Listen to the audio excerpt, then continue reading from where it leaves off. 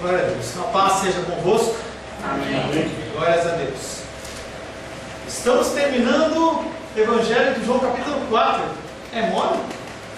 Nós passamos por 13 cultos, esse é o 14º culto em que nós estamos ministrando sobre o Evangelho de João. 3 meses e meio, entendeu? Muitas coisas nós aprendemos todos esses domingos, e se a gente retomasse, eu com certeza o Senhor daria novos ensinamentos para nós, porque a palavra, ela é viva e eficaz, e ela é mais cortante do que 2 gumes, e ela se renova a cada manhã com uma nova mensagem para nós. E a cada momento que você está passando uma dificuldade, uma luta, ou um período da sua vida, a palavra ela fala com você de uma maneira diferente. Mesmo que eu não fale, a palavra fala através do Espírito Santo. Semana passada, estivemos meditando sobre o tema confie na palavra que é Jesus. Somos seres condicionados a crer no que podemos ver e tocar. Desde pequenos, desde eternidade, nós somos ensinados a agir dessa maneira. A agir desta maneira. O versículo que ficou da semana passada está em João 4,50, que diz: Jesus lhe disse: vai, teu filho vive. Aquele homem creu na palavra que Jesus lhe dissera e se pôs a caminho. Quando recebemos a Cristo, temos este conceito de crer que nós temos que acreditar naquilo que nós podemos pegar, naquilo que nós podemos ver. Todo esse processo de um cristianismo verdadeiro, ele vem desconstruindo esse erro. A palavra ela é vida e devemos nos firmar nela, independente do que os nossos olhos veem, independente do que as nossas mãos podem tocar. Ver para crer não deve ser o lema dos cristãos. Mas segundo a definição de fé, fé pela Bíblia é algo que você contempla sem enxergar. É algo que você tem uma firme convicção de uma coisa que você não está vendo e nem está tocando. Isso é a definição de fé. A palavra de Deus na noite de hoje tem como título: Jesus é a vida para os que nele creem. E aqueles que não creem, não têm a vida. Quero convidar você a abrir a palavra de Deus no Evangelho de João, capítulo 4.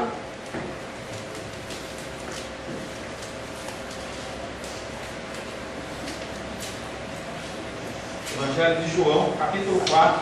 Nós vamos ler o verso 46 até o 54. Evangelho de João, capítulo 4, versos 46 a 54. Entendendo que nós estamos vindo de uma história que começou lá no templo em Jerusalém, apareceu a figura de Nicodemos, nós já falamos sobre a mulher samaritana, e agora aparece a figura de um homem que é um oficial do rei. Assim diz a palavra de Deus no Evangelho de João, capítulo 4, versos 46 e diante. Dirigiu-se de novo a Caná da Galileia, onde da água fizera vinho. Ora, havia um oficial do rei, cujo filho estava doente em Cafarnaum. Tendo ouvido dizer que Jesus viera da Judéia para a Galileia, foi ter com ele e lhe rogou que descesse para curar o seu filho que estava à morte. Então Jesus lhe disse: se porventura não virdes sinais e prodígios, de modo nenhum crereis. Rogou-lhe o oficial: Senhor, desce antes que meu filho morra. Vai, disse-lhe Jesus, teu filho vive. O homem creu na palavra de Jesus e partiu. Já ele descia quando seus servos lhe vieram ao encontro, anunciando-lhes que o seu filho vivia. Então indagou deles a que hora o seu filho se sentira melhor. Informaram: ontem, à hora 7, a febre o deixou. Com isso, reconheceu o pai ser aquela precisamente a hora em que Jesus lhe dissera: teu filho vive. E creu ele e toda a sua casa. Foi este o segundo sinal que Jesus fez depois de vir da Judéia para a Galileia. Palavra do Senhor, amém? Senhor, em nome de Jesus, lemos a tua palavra, que é viva. Tua palavra para aquilo que se renova, para aquilo nas nossas vidas a cada dia. Precisamos ouvir a tua voz, precisamos ouvir um recado santo do Senhor para a nossa direção, para a nossa vida, para a nossa transformação, para que nós venhamos para nos conformar mais e mais à tua imagem e à tua semelhança. Pai, me coloco na tua presença como um instrumento, como um canal, Pai. Pai, preciso de ouvir esta palavra como os meus irmãos e as minhas irmãs. Mas me foi incumbido, Pai, que esse desígnio santo do Senhor. Por isso eu quero pedir ao Senhor que o Senhor possa me orientar. Que eu não venha falar nada que venha do meu coração, mas eu possa falar das coisas concernentes à Tua vontade, Pai. E o Espírito de entendimento seja sobre os meus irmãos e as minhas irmãs. E que eles possam, com o Espírito ensinável, receber o que vier do Senhor. Em nome de Jesus. Amém. Glória a Deus. 13 cultos atrás nós iniciamos o estudo do capítulo 4 de João. Que estrada maravilhosa nós podemos trilhar. Quantos ensinamentos. E cada vez que eu preparava 2, 3 versículos para estar passando para vocês, eu ficava espantado com a riqueza de ensinamentos que o Senhor tem. O primeiro versículo que nós vamos meditar está em João 4:51, que diz: Enquanto descia, os seus servos vieram-lhe ao encontro e disseram: O teu filho vive. O que Jesus falou para aquele homem? Vai, que o teu filho vive. Quando ele encontra os seus servos falam o que para ele? O teu filho vive. Isaías capítulo 55, versos 10 e 11 diz o seguinte: Porque assim como descem a chuva e a neve dos céus, e para lá não torna, sem que primeiro reguem a terra e a fecundem e a façam brotar, para dar semente ao semeador e pão ao que come, assim será a palavra que sair da minha boca. Não voltará para mim vazia, mas fará o que me apraz e prosperará naquilo que a designei. Eu tenho que pedir uma parte para ensinar uma coisa para você que algumas pessoas já ouviram. As pessoas elas perguntam: como que é essa vontade de Deus? Falávamos hoje de manhã no tema de oração. Nossa oração tem alguma valia?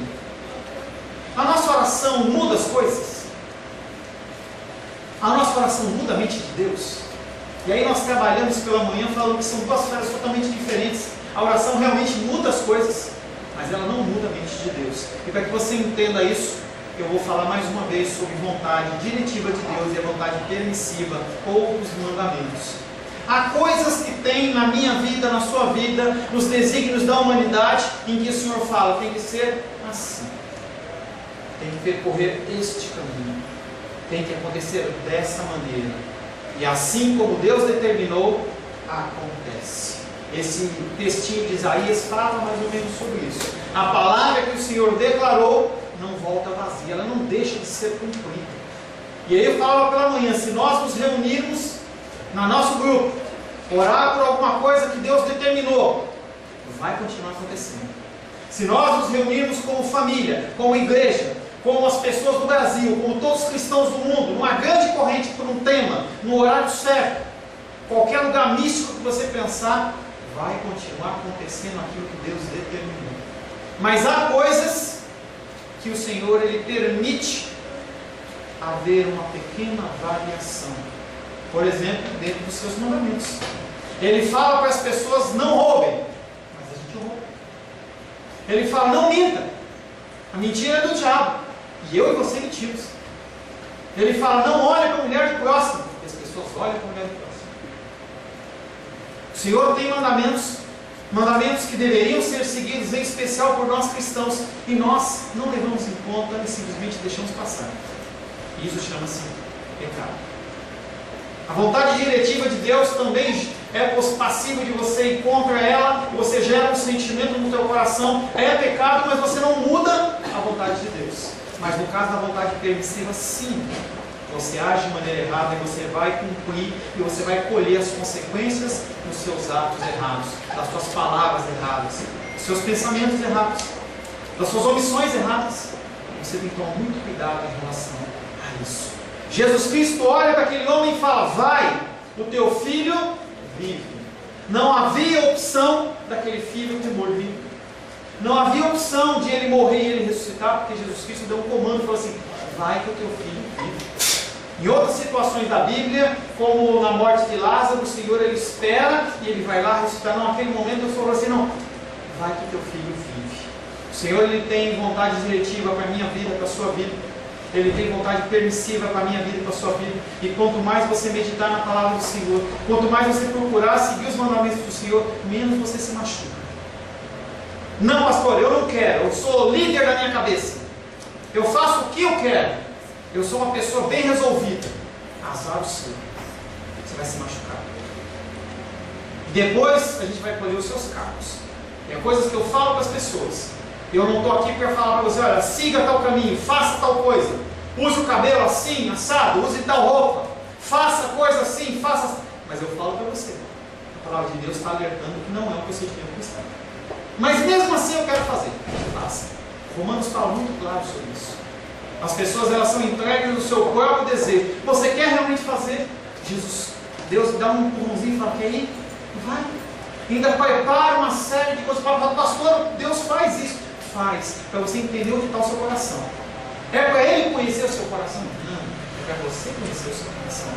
Quando você se entrega às suas vontades, você depois fala assim, meu coração ele não está em Deus. Meu coração não está nesse amor todo por Deus. Não está em ficar levantando as mãos aos céus e dizer santo, santo, santo. Meu coração está aquela podridão. Eu digo para você que eu não consigo olhar para você e ver o que está no teu coração.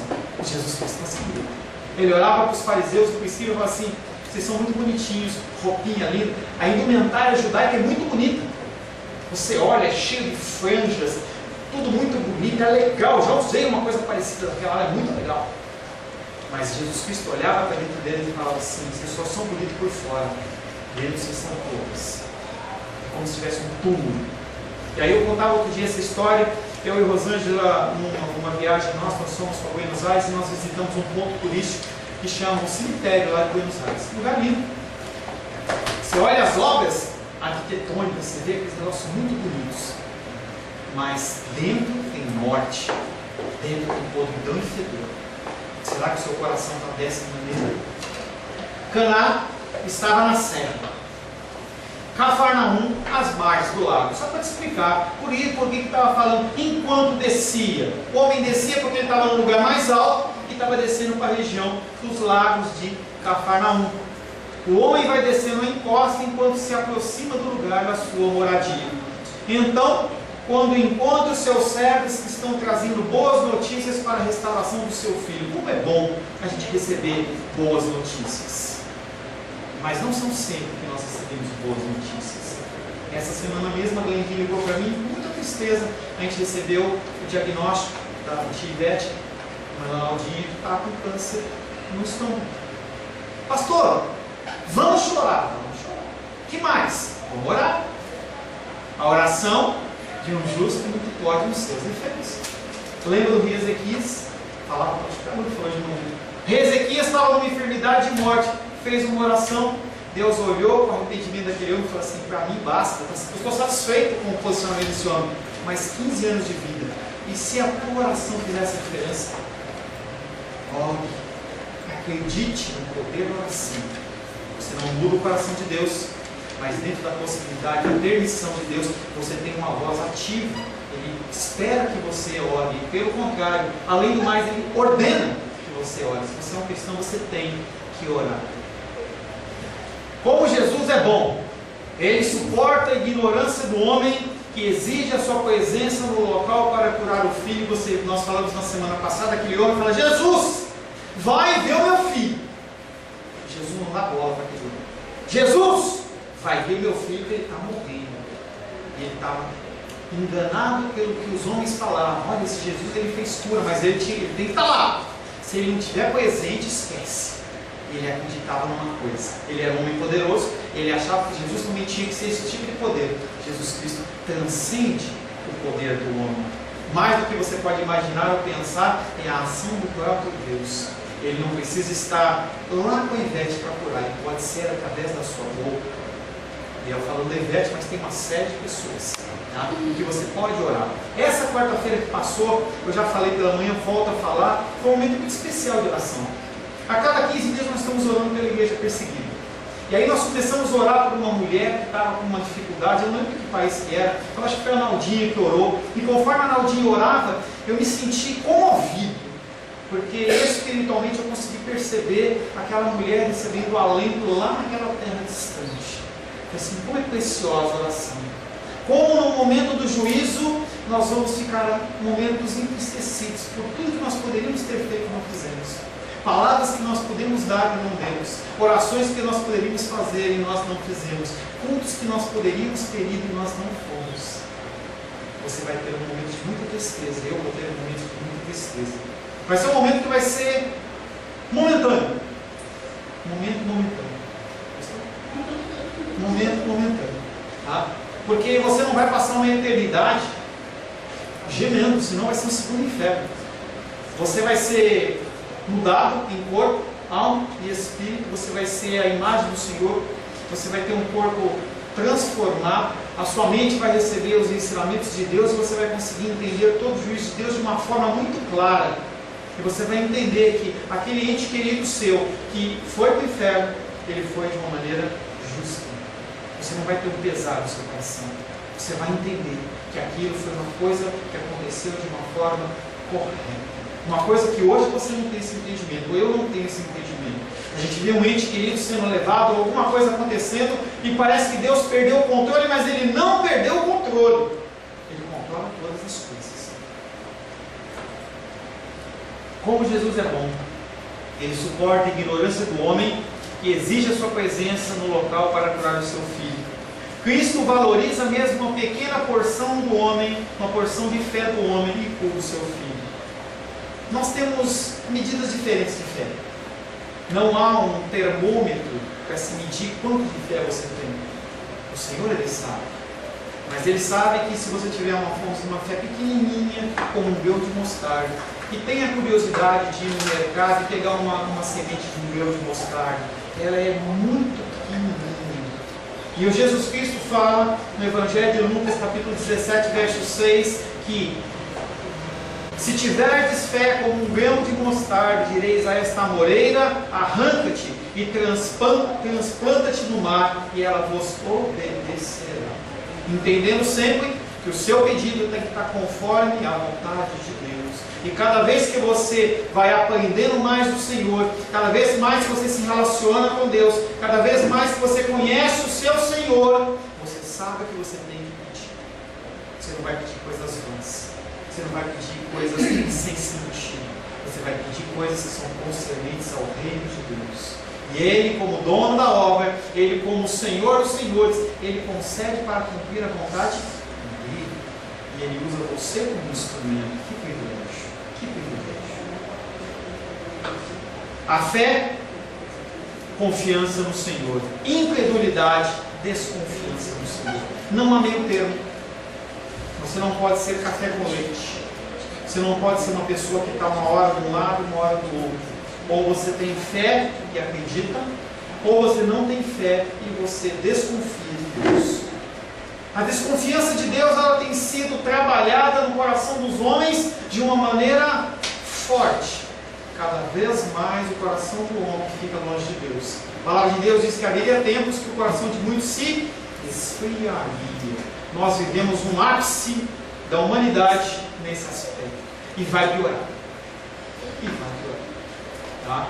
Falei pela manhã, falo novamente.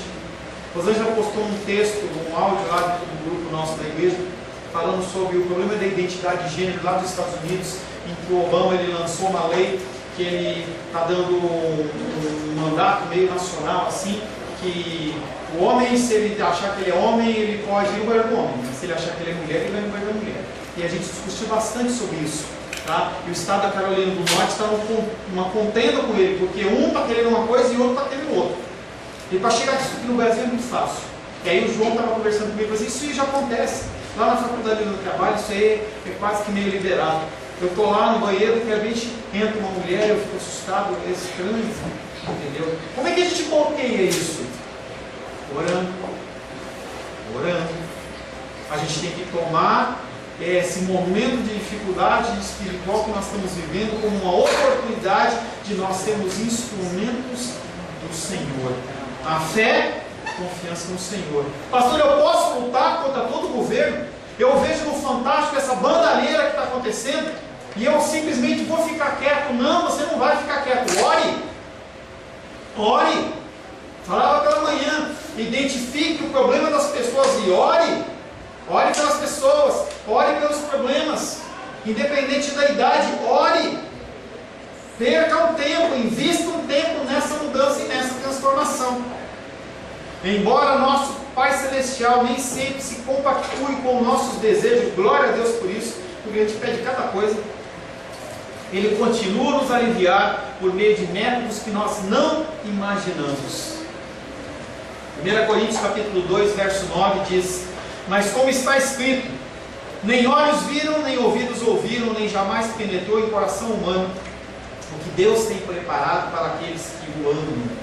E aqueles que o amam são aqueles que têm fé, aqueles que acreditam realmente no mover de Deus. A fé, confiança no Senhor. Descrença, falta de fé, desconfiança em Deus. João capítulo 4, verso 52. E ele lhes perguntou: em que hora tinha melhorado seu filho? E lhe responderam: foi ontem, na 7ª hora, que a febre o deixou. O homem que tinha escutado as palavras de Jesus, o teu filho vive, ao receber a notícia como frase idêntica usada por esse, deseja confirmar a coincidência entre aquelas palavras e o fato. Será que aconteceu naquela hora que Jesus falou: vai que o teu filho vive?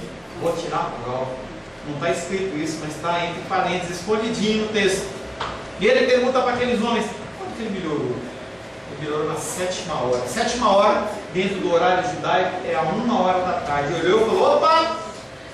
Foi na mesma hora. Coincidência? Não. Coincidência? Não. O homem e as suas desconfianças. O Senhor, Ele tem provado o seu amor por você de diversas maneiras e você continua duvidando dele. Você continua achando que Ele não é capaz. Que é isso, pastor? Pela sua atitude, é exatamente como você age. E os homens na palavra de Deus têm muitos exemplos da desconfiança do homem. Lembra de Gideão? Gideão fazia parte lá das tribos lá de Israel, está lá malhando o seu trigo, a sua colheita, antes do tempo, porque de tempos em tempos vinham povos de outros países e vinham e roubavam toda a colheita. Se não me engano, os filisteus. E aí o anjo aparece para ele e fala assim: ó, é bendito! E ele olha e fala: que bendito! Se eu fosse bendito, não estava aí roubando a minha colheita dia após dia. E aí ele faz uma série de provas, porque ele estava sendo levantado como juiz de Israel. A gente tem a figura de Tomé.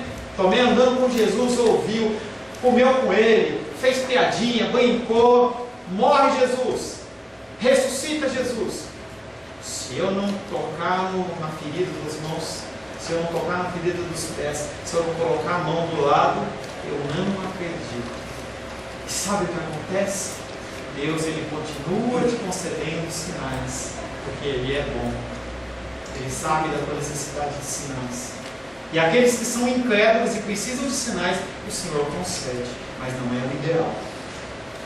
João 4,53. Então o pai constatou ser precisamente aquela hora em que Jesus lhe dissera: o teu filho vive. E creu ele, ou seja, ele até agora não tinha crido. E creu ele e todos os da sua casa. O homem vê a eficácia das palavras de Jesus. Ele não concedeu o seu desejo conforme ele queria a presença de Jesus, mas não deixou de agir em relação ao enfermo. Quando constata que não se tratava de uma melhora, mas uma cura, ele compreende todo o alcance da vida de Jesus, das palavras de Jesus. Deve ter ficado com muita vergonha. Eu insistindo para esse homem ir lá, mas ele não precisava. E ele me mostrou que realmente as palavras dele têm poder. Ele manifesta um poder diferente do poder humano. Eu, como um homem do rei, eu, como um oficial do rei, eu mando, eu ordeno, mas eu tenho que estar olhando. Se eu não olhar, as pessoas não obedecem. Esse Jesus não. Ele fala em uma longa distância e as coisas, elas acontecem. O resultado é que então ele crê em Jesus, ele e toda a sua casa. Que coisa linda e maravilhosa. Não foi só uma cura, foi uma salvação de toda uma família. E aí ele está falando de casa, todo o agrupamento. Eles não viviam como nós, 2 numa casa, 3 numa casa. Não, eles viviam de galera, tudo juntinho um do outro, parecendo formiga, junto. Todo aquele povo foi impactado por aquela palavra, por aquela cura. As curas, os milagres de Jesus têm motivação. têm propósito. Elas não acontecem simplesmente para você ser feliz ou para que você se alegre nos seus momentos, não. Tem um motivo. Nesse caso, foi para que levasse a palavra para toda uma família em Cafarnaum. E a gente não consegue saber, porque a palavra não relata qual foi a abrangência disso. Porque um conta com o outro, um conta com o outro. Eu fico imaginando aquele homem sentado. Gente, senta aqui comigo. Vamos jantar, mas senta comigo aqui. Vou contar para você. Lembra do Joãozinho que estava com dificuldade? Estava morrendo? Eu fui lá falar com aquele Jesus e eu ouvi ele, eu falei, eu discuti com ele porque eu queria que ele viesse, ele me ordenou, alguma coisa veio no meu coração, me testificou de uma certeza, eu encontrei os servos e foi uma coisa maravilhosa que eu pude ver meu filho e abracei ele. É mesmo que aconteceu. Olha aí para ele. E esse Jesus está lá, você pode ir lá ouvir, ele existe, ele é real. As pessoas elas não creem em Jesus porque elas não conhecem, mas você conhece, fale de Jesus. Pastor, eu não consigo. Eu falo de Jesus e a pessoa não vai acreditar. Entenda que tem um elemento espiritual que não faz parte de você. Chama-se graça irresistível. É um dos componentes da reforma protestante, que diz que quando Deus, que é soberano, ele tenta fazer algo, não tem nada, ninguém que possa deter a mão do Senhor. Ninguém pode bloquear, ninguém pode retardar. A palavra, tem umas pessoas que falam que Deus escreve certo por linhas tortas, como se Deus ele tivesse que se desviar. Agora eu vou me desviar para cá, não, eu vou desviar para lá, porque o seu Cláudio ele não quer, ele segura. Não tem como. A graça do Senhor ela envolve como se fosse a fog londrina. O que é a fog londrina? É a neblina. Se você for em Londres, nunca fui, vejo por documentários. Tem uma certa hora do dia que baixa aquela neblina, as pessoas não conseguem se enxergar. A graça irresistível de Deus é dessa maneira. Você está assim, de uma hora para outra, ela te envolve e você não consegue resistir. Porque é muito gostoso, é como se o Senhor te abraçasse. É como se Ele falasse: vem cá, filho querido, vem cá, filha querida. E aí você está, e Ele te abraça e vai te envolvendo. Você vai se derretendo. E aí a hora que você vê, você está nos braços do Pai. Daniel capítulo 4, verso 35, muito antes de Jesus Cristo, ele diz: segundo a sua vontade, ele opera com o exército dos céus e os moradores da terra. Eu e você. Segundo a sua vontade, ele opera com o exército dos céus e os moradores da terra. Não há quem ele possa deter a mão. Não tem como você entrar numa queda de braço em Deus. As pessoas elas falam tantas coisas de Deus, elas não sabem do que elas estão falando. Você tem que agir de misericórdia. Vou pressionar Deus, vou colocar Deus na parede, vou obrigar Deus. Mas não tem noção, eles não conhecem Deus, eles conhecem de ouvir falar, não conhecem de conhecer. E aí a gente falava rapidamente de Jó pela manhã. Jó ele passa por toda aquela luta de dificuldade para ele conhecer Deus. E ele olha e fala assim: eu conhecer Deus só de ouvir falar, agora eu conheço esse Deus. Esse Deus, ele é maravilhoso. Esse Deus, ele é maravilhoso. Todos os da sua casa nos traz lembrança da casa de Israel, que apesar de estar com o coração endurecido, puderam ser alcançados ou ouviram a palavra. Nem todos que ouviram a palavra foram alcançados, mas a palavra ela foi levada à casa de Israel. Qualquer casa pode receber a mensagem de vida. Deixe ser usado por Cristo. Deixe ser usado por Deus. As vidas elas estão padecendo, morrendo. E cabe você trazer uma palavra. Mas eu não conheço, mas eu não sei, mas eu não tenho capacidade. Se o Senhor ele traz para você, é porque você pode falar. Se alguém vai a você para ser aconselhado, eu ouvi ontem o pastor Ailton, se você recebe alguém para ser aconselhado por você, é porque Deus achou que você é capaz e Ele vai te capacitar. Ouse falar de Deus. João 4,54, finalmente o último versículo do nosso capítulo 4 de João. Foi esse o segundo sinal que Jesus fez ao voltar da Galileia para a Judéia.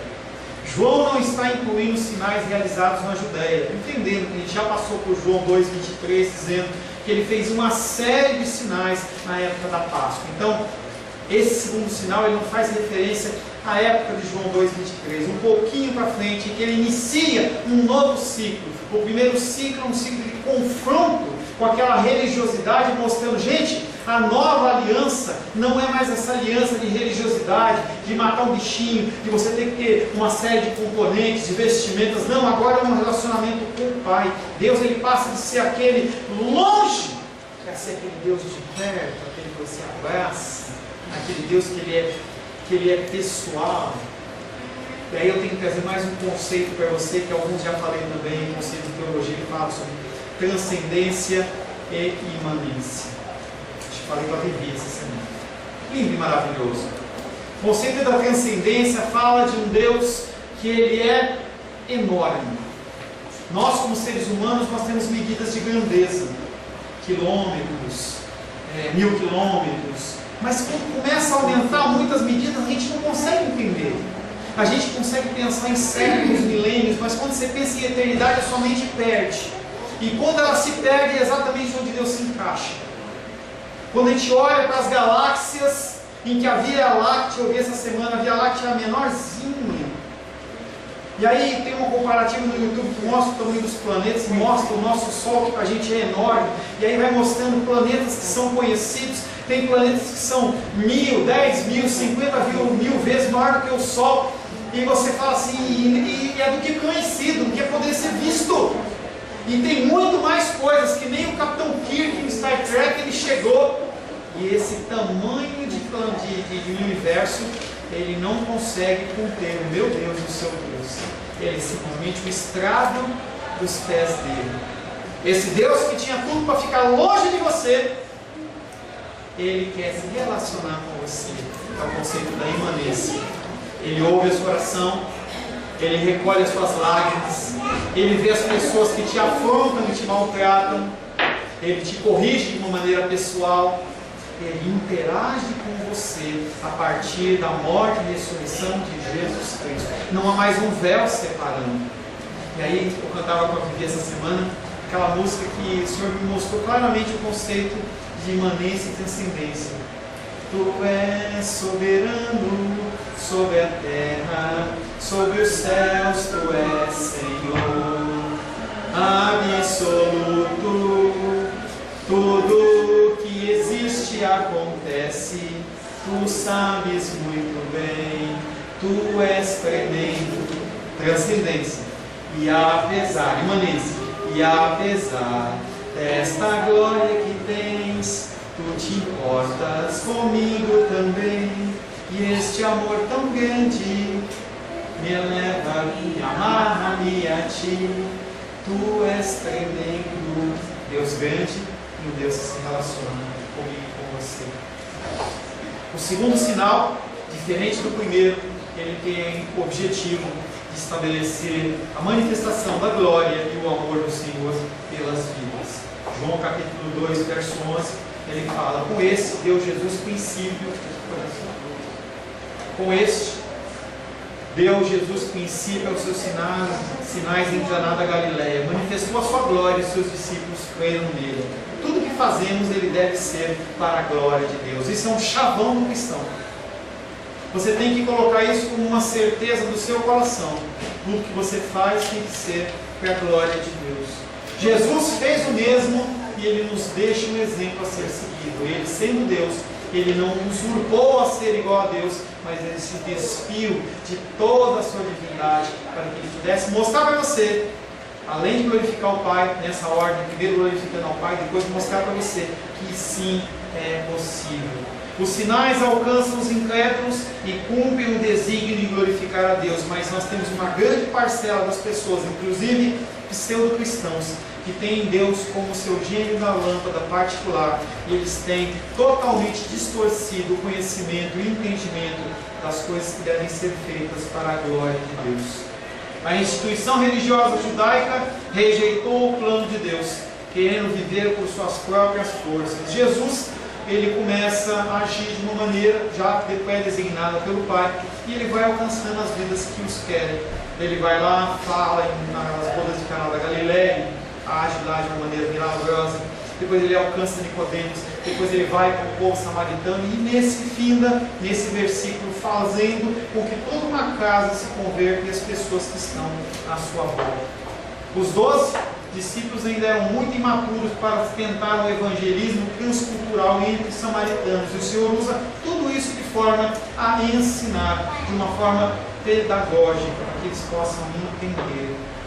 Diante da rejeição e da incompreensão dos chefes, Jesus Cristo, ele age de uma maneira diferente.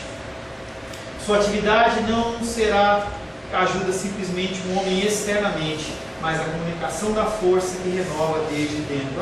A instituição judaica, ela tinha uma ideia, um procedimento. Eu tenho que mudar por fora. As igrejas hoje, elas tentam padronizar. Olha, você tem que fazer isso, tem que fazer aquilo outro, você tem que usar roupinha tal. Olha, se levanta, se senta, levanta, senta. Agora você fala glória a Deus, agora você fala aleluia, agora você bate palma, agora você não bate palma. E as pessoas, elas querem padronizar no sentido de controlar, mas na verdade o Senhor, ele quer uma transformação interna sua, uma mudança interna no seu coração. Esse ciclo mostra, a partir da Judéia, o povo da antiga aliança, região daqueles que não o receberam. Passando pela Samaria, o povo rejeitado pelos judeus que o aceita, para terminar com um homem comum, um homem que, como eu e você, foi alcançado pelo Senhor. De alguma maneira o Senhor, ele te alcança e ele te toca. Nós finalizamos o capítulo 4 de João. Se prepare, porque grandes emoções e novas histórias o Senhor tem preparado no capítulo 5, coisas que vão sacudir o teu cristianismo, porque é isso que tem que acontecer com a palavra. Você tem que ser sacudido. Feche seus olhos.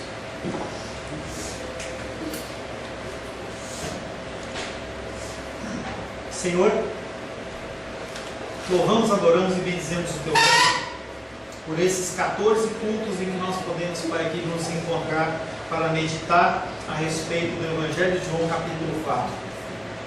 Queremos pedir ao Senhor, Pai querido, que as palavras que foram ministradas, elas possam, Pai querido, ser filtradas. Eu te peço, Pai, que o Senhor possa filtrar tudo que foi falado. As pessoas que ouviram nesta igreja, pessoas que ouviram pela internet, que tudo que foi falado da minha boca, Pai, do meu coração, possa ser cancelado pelo Senhor. Não permita, Senhor, que eles sejam enganados através de ideias do meu coração, mas que as coisas que procedem do Teu altar possam, Pai querido, sacudir esses corações, possam, Pai querido, gerar, Pai querido, uma transformação, que eles possam, Pai querido, ser movidos mais em direção ao Senhor. Que haja geração, Pai, de transformação e mudança nas vidas, Pai, na minha vida, nas nossas vidas, Pai. E prepara o nosso coração, Senhor. Abre o nosso entendimento, para que nós possamos iniciar o estudo de João, capítulo 5, Pai. E possamos, Pai, que ser edificados na força do Teu poder. Em nome de Jesus. Amém. Glórias a Deus.